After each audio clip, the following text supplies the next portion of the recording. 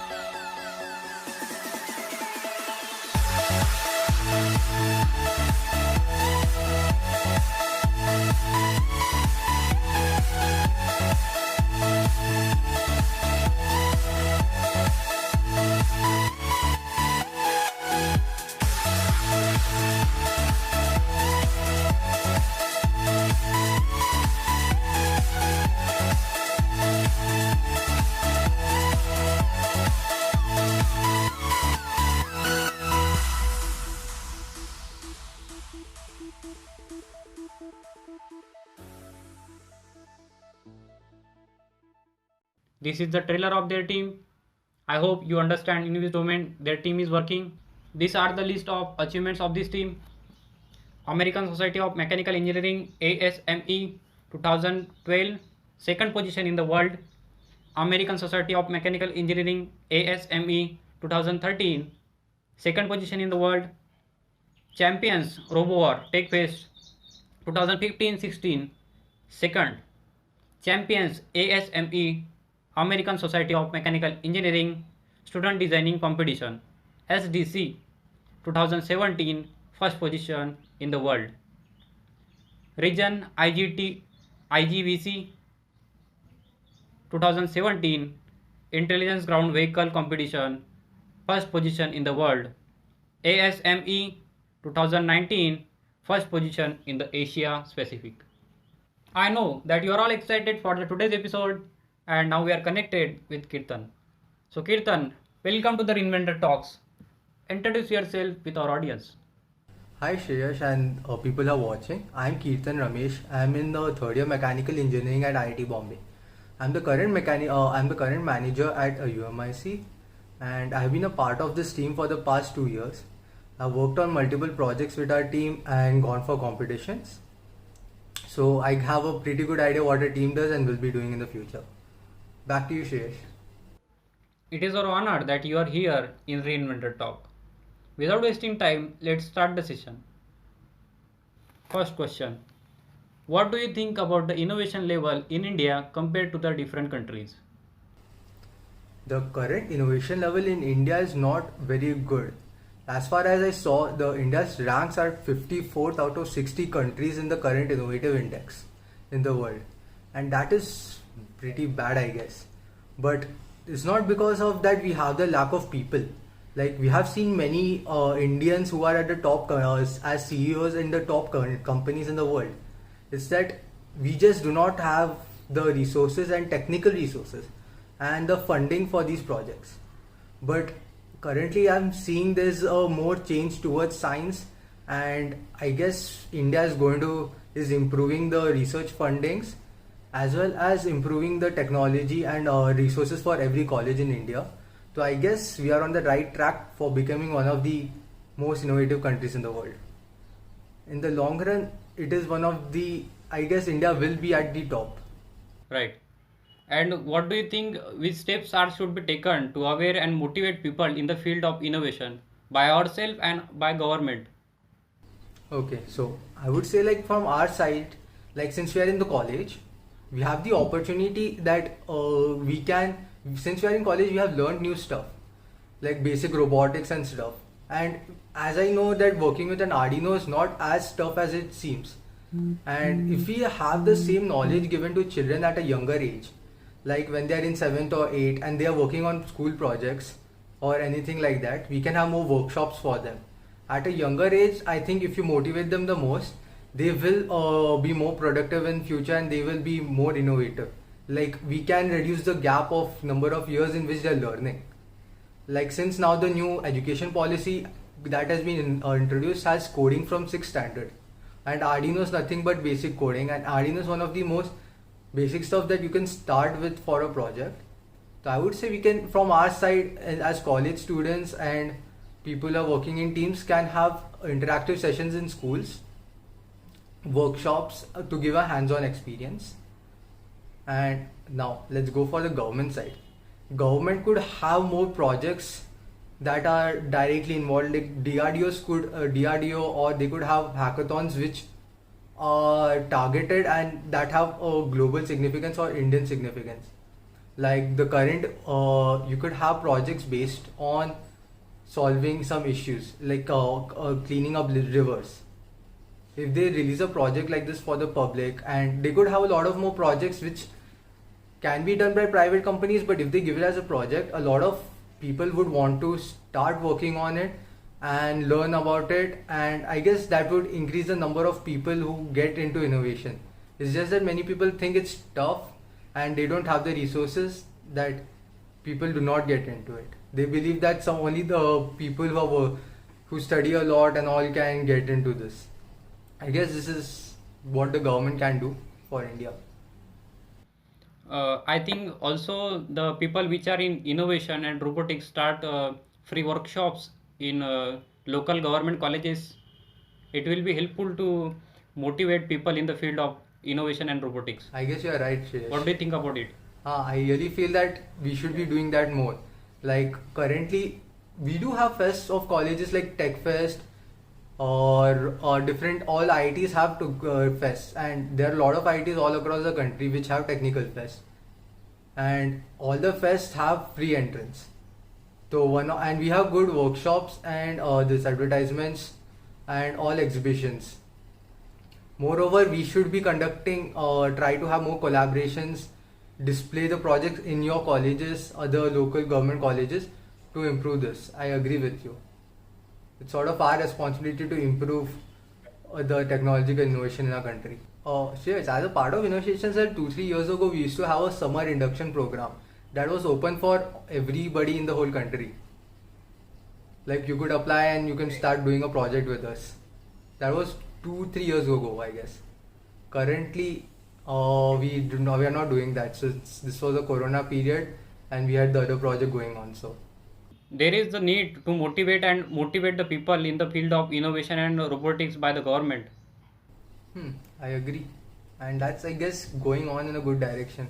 Recently, they did have a hackathon for COVID hackathon, which was done by government, and we also have Smart India hackathons nowadays. Like, I do agree it's not as much as some good well-funded countries, but we are having a good start towards it. Like we are building towards a better common stuff, making the smoke mainstream and more opportunities. We will also have to start all these competitions in village also. Yeah, yes. We should have more locally focused competitions. Share some information about the projects you have done till now. As a team, our UMIC was Unmesh Mashruwala Innovation Cell was founded by Professor Amarnath in 2004, and since then, as far as I know, we have worked on many projects. Like that's almost 16 years. So multiple times I've gone for ASME Student Design Challenge, then IGVC at least 3 times I remember. Then Mahindra Rise Driverless Car Challenge, International Aerial Robotics, Barcelona Smart Drone Challenge, Robocon, Robo Wars, then many more. That was as a team we have worked on many projects.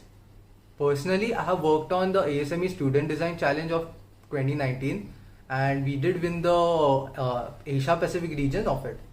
Like in which was Asia Pacific, we won and we were qualified for the World Finals.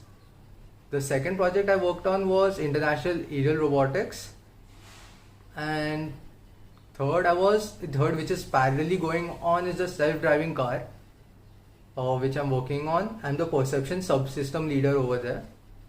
And the fourth project we are side by side working on is the Flipkart Grid 2.0 or robotics challenge. We would also like to know about ASME, American Society of Mechanical Engineering. Like what tasks are there in ASME? So ASME 2019, which I worked on, had a problem statement of it was two bots which were competing to pick up the maximum number of balls, store it, and then place it in the starting area or the placing area. So it was a competition between two bots, and there were 16 balls with each ball from a ping pong size to a basketball. So it had a range, as well as you need to have the capacity to store it and then place it. So this was the first competition, and the second IRC, the one which I worked on, was you had to build an autonomous drone which was to protect the player from incoming enemy drones which were going to shoot lasers at you. So it had to be voice controlled and had to be able to navigate in an indoor area without any GPS. That was a pretty tough challenge. And for self-driving car, it's pretty self-explanatory. How you started working on the driverless car project, because your team was the first who created the driverless car in India. Okay, after IGVC, in IGVC we won. IGVC was a competition which was to build a outdoor navigational vehicle, autonomous, which could navigate. Okay, outdoor navigational vehicle. So it had to be an autonomous. So after that we thought the best thing would be to build a driverless car and implement this on a bigger project. Then we found out that there was a competition by Mahindra Rise as a Rise driverless car challenge. So that we had to build a basic prototype as well as this. We had to build a prototype and I had to give a proposal. So using the knowledge in IGVC, we built a smaller smaller version of the car, and then demonstrated autonomous driving in that. And along with that, we gave a proposal to how we plan to complete the project, and then we had given it to Mahindra. Then we got Mahindra looking at it, we were qualified, and we were in the finalists.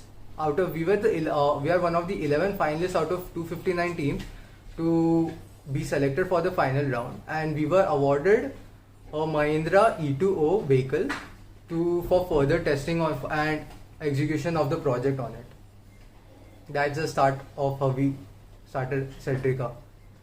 And can you please share the information about what components you use in Mahindra Rise car? What components?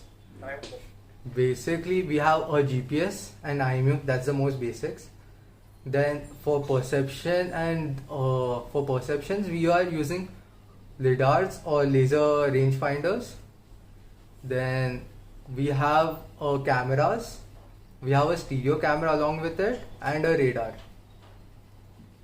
These are the basic sensors which are on the vehicle. And we have a CAN module for giving the direct input into the vehicle.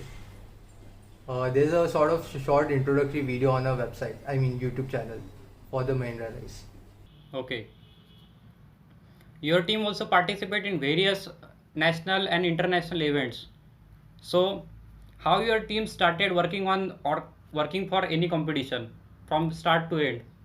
The start would be to find a good problem statement and find a competition which is doable, and we look at where the competition is being held, what are we going to learn from it, and is it a feasible competition. First, after that, after we shortlist some competitions, then we look at what is the problem statement and we start ideating how to approach it. After that, after getting a basic idea, then we also generally the competitions have a regional phase and a national or a world finals. Most competitions have the two-phase system. Most international competitions, so some don't, but So first we start, then after we get the brief idea of what are we going to do, we chart out all the subsystems. Like for basic robotics competition, it will be mechanical, electrical, and the software side. But in something like Mahindra Rise, the software side was very heavy, so that had to be divided more. So accordingly, we just divide the project into different subsystems, and then designate all members into each subsystem. So we would have some members working on that, but as our team, some teams do have a process that a person working in that subsystem will be completely dedicated. But in our team, we do not have a very hard and fast designation. It's like the person is interested, and if they want to work in the other one, we have no issues with that. We let them work. We work with whatever you want to work with. After having the basic the designation of members, we then plan it step by step what needs to be completed at what phase and what is required for the next one. You need to complete the mechanical aspects for implementing electrical, and above that you need to have the software. So we find a flow for the whole project. Following that, then after that I'll explain on the mechanical aspect. For the mechanical stuff, we generally start with the SolidWorks model. We first design the different parts and build a 3D model of the robot we are planning to make in SolidWorks, and then we look at the feasibility, and mostly that takes up a lot of time. Then we look at also the electrical aspects of the whole project. What all motors will be required, what all controllers for the motors are required. And parallelly, all this side, the software people are generally building up the software from scratch, or will be looking into all the options they can. And since the mechanical aspect has to be completed first, we try to do that as fast as possible. So after that, after we have a finalized CAD design and this, we start electrical is also finalized. We start with building the bot, and I guess this is a very interesting part for you people. Like, even we do not use a lot of expensive materials. We generally use aluminium or aluminium, Delrin, nylon, mostly for acrylic for building parts. So we generally take it, and since you all must have done workshop practices, milling, lathe, fitting, we get it done. Similarly, we get the aluminium done from outside. What if there is any team working on mega project, they think that if they use costly material, then their project will be successful? What do you think about that? We try to, it's not, the basic thing about robotics and innovation is that it should be cost effective. Though we can use very expensive materials, but on any competition, just using expensive things does not make it better. That is one thing you learn. You just don't need to spend more money to make a better thing. You need to optimize stuff. Like where we think aluminum is more than enough, we use aluminium. Where we think we need to reduce weight, we use acrylic or nylon, and those are not even expensive. So we choose that approach, and even we don't sometimes, as far as most parts where we don't require mm-wise accuracy, we get it done by a machining shop, and that's most of the parts. You can just adjust it, and there's generally not much of an effect. Some parts we do get it done CNC or lathe or we get it done CNC or we get it laser cutting or water jet. But those are very some specific parts which require holes at very specific points, like a base plate or stuff. So that's how we build the mechanical aspect. Then we also have to buy the bearings and stuff, roller bearings, linear bearings for most projects. Then for the electrical aspect, generally we need to buy servos, steppers and all, and generally we look at and DC motors. Though we have to find the controllers for each. Servo doesn't require, but stepper requires a separate controllers. And then we look at stuff how to integrate all of them, and at what computing and where are we going to compute everything. So we sort of depends on the competition. If it's an autonomous one, we have to do it without hands-on, and if it's a controlled one, so we give a direct input from the remote controller. Then the third phase after electrical comes the software, and software varies from competition to competition. Many software like you have to then generally the software guys should have built most of the should have some level of code for testing on the vehicle. Then after that we start testing and look at it, how long does it take and if it's working fine. And this is the phase in which you realize ki is your bot possible or not, and then you start reiterating on the mechanical, electrical and the software. Like you have a final first version, then you start checking if it's working feasibly, then or you start again or you make some tweaks in the mechanical along with electrical and then test out the software or change the software. So I would generally say if you're working on any competition, you should have a long buffer time for just extensively testing the bot in different scenarios. And that's it, I guess, from the start to end. How you people carry the prototype with you from India to another country? From India to another country or within India, depends. Like I have personally traveled when we had to go to VIT for ASME. We traveled by flight because we had an exams immediately. So I guess the flight travel is almost similar all worldwide. So it's generally that the issue will mostly come with carrying LiPo batteries, mostly the batteries. The issue will be with the batteries and this for other mechanical tools like wrenches and screwdrivers and all. Those are the biggest issues. But rest of the bot is actually we just put it inside the check-in luggage and send it in the plane. It's not like any exceptional shipping. We just put it in the box and ship it.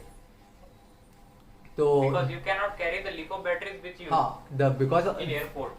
No, the LiPo batteries can be carried, but you have to have the proper documentation. Ki why are you carrying it? What are you going to use it for? And you have to get it signed by. For us, we had to get it signed by the college. And even after that, we had to explain to the airport authorities that we are from IIT Bombay. We are going for a competition. This is the competition. This is what I'm participating, and we had to tell them about all this basic. What are we going to do with it? And after that, that's generally the issues for that. And you do get extra You do have LiPo battery packs that you have to carry it in for safe travels. Because many teams generally don't know how to carry them and what should be the proper documentation and all these things. That you have to actually personally sit and research and get the documents verified. That's actually one of the biggest issues of traveling with batteries. And how different teams can also participate in those events, international events? I would say, so first basic thing is like we can go the first same starting initial processes. Find a good competition, look at how feasible is the problem statement and where is it. Second, I would say if you are new to robotics, like there are two people who are new and they want to participate in something, so they can start within India as participating in hackathons. Then fests. A lot of colleges have technical fests in which they have competitions which are relatively at a beginner's level or intermediate for most people in India. So they can start over there. Then you can in India, if you want, I can even say you can participate in the ASME competitions. I guess there are three every year. Student Design Challenge and two more. You can even participate in those. Then you have a RoboCon. Matlab, there are few fests in India that you can start participating with for the beginners. For more, if you want to ask for international, find good competitions again. That will take more efforts, like because there are a lot of countries and where competitions are held. Second would be try and find this sponsors for it, because it won't be easier for traveling and it's a bit expensive. The best way to approach a sponsor for these are generally you can ask them that you will be having international publicity. We would advertise you, and you could even say that you have a presence in that country because of us. Secondly, the easiest way to get a sponsor to agree from my point of view is to ask them for products. Like if you have Sika, you can ask for an aluminum tea profile rather than money. Or if you have some company in mind, or you can approach Arduino for giving some free Arduinos for a project. Because companies in that way are way more helpful, because since they're giving their own products, it's sort of ensuring that you are going to be using them, and they're anyways getting publicity for using them, and they're building more. So the best way is to approach for the products, like we do whenever we ask for donations or sponsorships. We generally do with that. We currently have a lot of sponsors, and everybody of them, as far as I know, have given us products, not hard cash money. So that's one of the ways you can have sponsors for these competitions. And the biggest expense is going to be traveling, but you need to mostly bear that. Or sometimes the competitions do pay for it. And what type of other difficulties do you face in those events, in international events, other than carrying lipo batteries and everything? Other than carrying, I guess the first would be while building it, we have a college going on, so we have academics, the work to work for the project, and to maintain sleep. These three need to be balanced, and generally the sleep mostly gets compromised. So sort of there have been days where I haven't slept for the next morning lectures while working the whole night. So mostly the preparation phase is the most toughest while managing academics, and this sort of one or the other does get compromised at times. And this is one of the things you need to sort of learn how to manage. After that, during the competition, international competitions, when we went for ASME 2017, I know the personal stories because I talked to them. They were in the batch which before I came, they went. So I had to ask them. They told us that whenever we were traveling, they had to buy something for something like 80 kgs. There was a lifting competition in that for the board.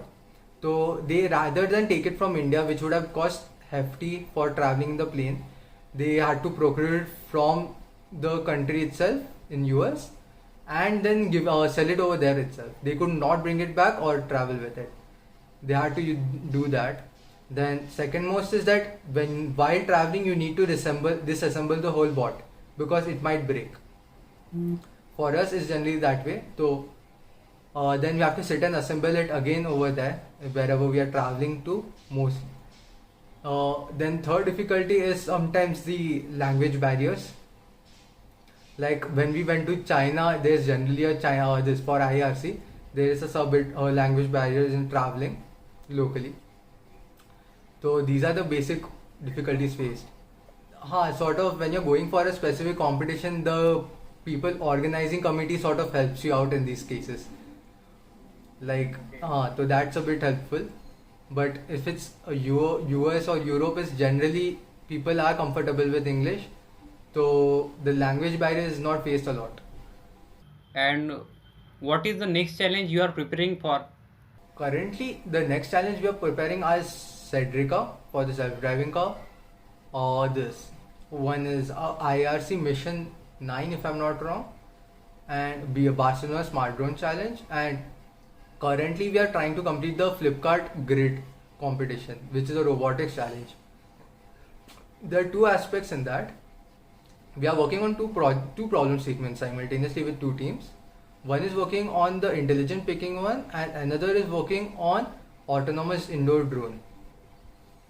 One more last question, that some positive message for our audience. India is growing rapidly in innovation currently, as far as I'm seeing. The new education policy is also sort of promoting the growth of the youth.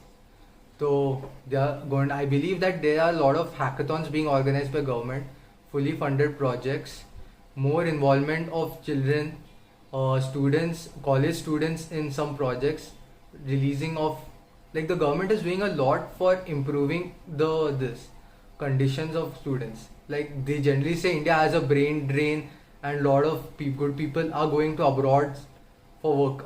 Like, sort of many people leave India to work on other things abroad. So India is trying to minimize that, improving Make in India and this. So I believe, and sort of because of this, I guess, since they are trying to promote, they are also having a lot of startup opportunities in India. So a lot of companies can be built. You have a lot more infrastructure and funding. From the government side, they're putting in a lot. And I guess we are almost at the right age. The people, students at this age, around my age, are actually have can make the most out of this. Like, the government is backing, and colleges are also developing a lot. So we are at the right time for building and getting into this field. You can start on working on a project and solving some problems, world problems. And we have heard of a lot of technopreneurs nowadays. So I guess best positive message would be that this is the best time to get into innovation and robotics, since there's a lot of, this field is completely unexplored not completely, it's just starting to be scratched. The ground is just breaking right now, and we have a lot more to explore. And to keep innovating, that would be my positive message. Okay, thank you. Okay, thank you, Shreyash. Thank you, Kirtan, for joining us today. It was a good discussion with you. You spent a valuable time with us. Thanks to our sponsors, and we will be back soon with our another video. Stay tuned.